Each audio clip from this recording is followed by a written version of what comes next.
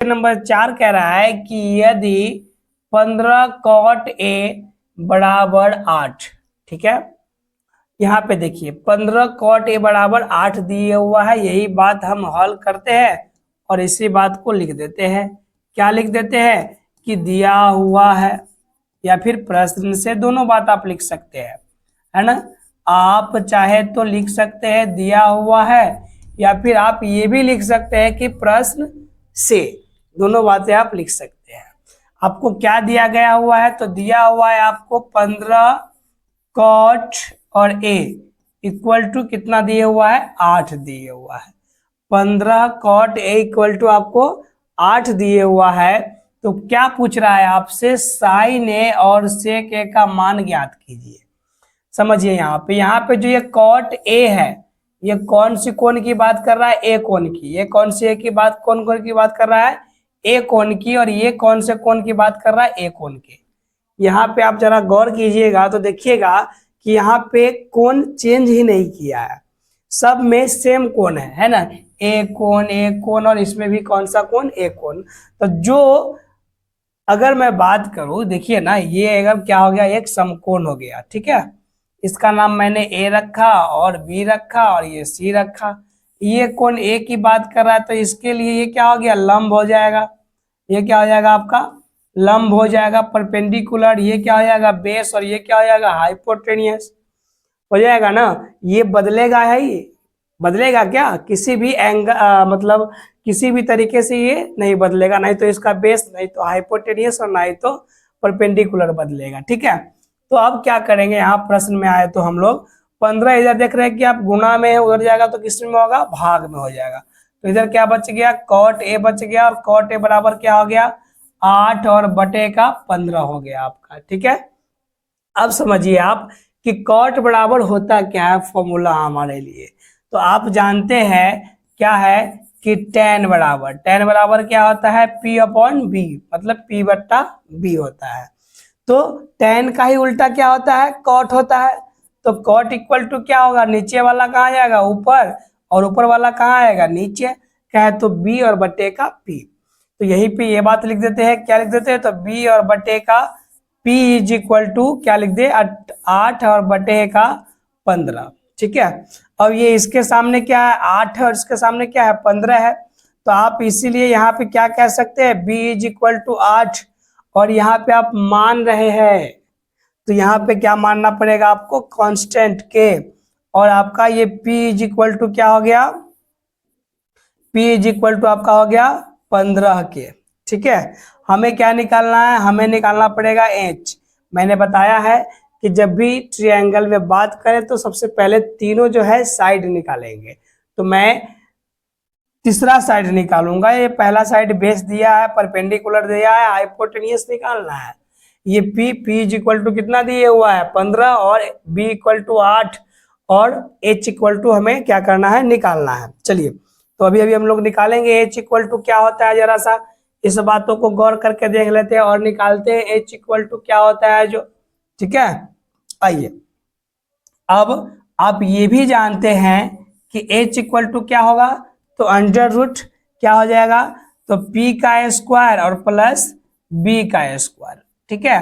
अब आप value put कीजिएगा तो p का वैल्यू कितना है, 15 के, क्या डालेंगे आप, 15 के का स्क्वायर, है ना, प्लस का प्लस, और ये b का वैल्यू कितना है, 8 के, क्या डालेंगे आप, 8 के का स्क्वायर डाल दिया आपने, है ना। अब क्या कीजिए, आप जानते हैं ना, मैंने बताया था आपको कि 15 का वर्ग क्या होता है। 15 को वर्ग कीजिएगा तो 15 को 15 से आप गुना कीजिएगा तो देखिएगा कि आपका रिजल्ट कितना आया, 225 आया, ठीक है। यहाँ पे आप क्या डालेंगे, तो डालेंगे आप 225, और k को k से गुना कीजिएगा तो क्या होगा, तो k स्क्वायर होगा, प्लस का प्लस, और 8 के का स्क्वायर, मतलब क्या, तो 8 को आप 8 से गुना कीजिएगा तो 8 8 64, और k को k से गुना कीजिएगा तो k स्क्वायर हो जाएगा, ठीक है। अब यहाँ पे देखिए 225 और 64 और k स्क्वायर दोनों में है, तो पहले हम k स्क्वायर कॉमन ले लेंगे और 225 को और 64 को जोड़ेंगे आप, तो तो 225 को और 64 को आप जोड़ेंगे तो कितना पाएंगे, तो 5 4 9 6 2 8 और 2, है ना। तो आपको क्या मिल गया, आपको मिल गया अंडर रूट का 289 और के का स्क्वायर। ठीक है, अब हम बात करेंगे ये जो वर्गमूल का चिन्ह है इसको कैसे हटाएंगे, है ना। तो आप जानते हैं कि ये जो वर्गमूल का चिन्ह है इसको हटाने के लिए क्या करना पड़ता है, तो इसके अंदर, है ना, जोड़ा मिलाना पड़ता है। ये जो आपका रूट है इसके अंदर जोड़ा मिलाना पड़ता है। तो जोड़ा मिलाइएगा तो क्या होगा, 289 है, ये किसका वर्ग होता है पता तो करना पड़ेगा। तो ये अभाज्य संख्या जो 17 है इसी का हो आप क्या करेंगे, गुना करेंगे 17 से, तो 289 आएगा। करके देख लीजिए, है ना। 7 7 49, मैं ऊपर नीचे कर देता हूँ गुना ताकि आपको समझ में आ जाए आसानी से, है ना। 17 को 17 से ऊपर नीचे लिख करके गुना कर देता हूँ। 7 7 49 के 9, 4 बच गया, 7 एकम 7 और 4 11 हो गया, 1 7 7 हो गया और 1 एकम 1 हो गया। देखिएगा तो 9 का 9, 7 और 1 8 और 1 और 1 कितना हो गया, 2 हो गया। आपने देखा कि 17 से 17 को गुना किया तो 289 आया।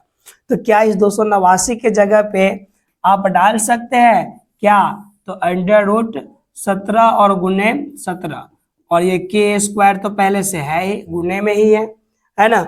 और जैसे ही ये रूट हटेगा तो दो जो के 17 है वो कितने में बदल जाएगा, 1 में। तो यहाँ पे आपका कितना वैल्यू हो जाएगा, तो ये आपका वैल्यू हो जाएगा, सॉरी रूट हटेगा ना, 1 मिनट रूट हटा देता हूं मैं, है ना।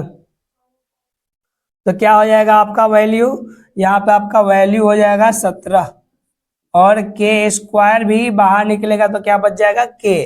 तो मतलब आपका जो एच निकला वो कितना निकल गया, 17 के बराबर हो गया। तो आप लिख सकते हैं एच इक्वल टू 17 के। अब हमें क्या निकालना है उस पर बात कर लेते हैं। प्रश्न की तरफ बढ़ेंगे तो आप देखिएगा कि क्या कह रहा है निकालने को, आपको कह रहा है कि साइन ए और सेक ए का वैल्यू निकालने को।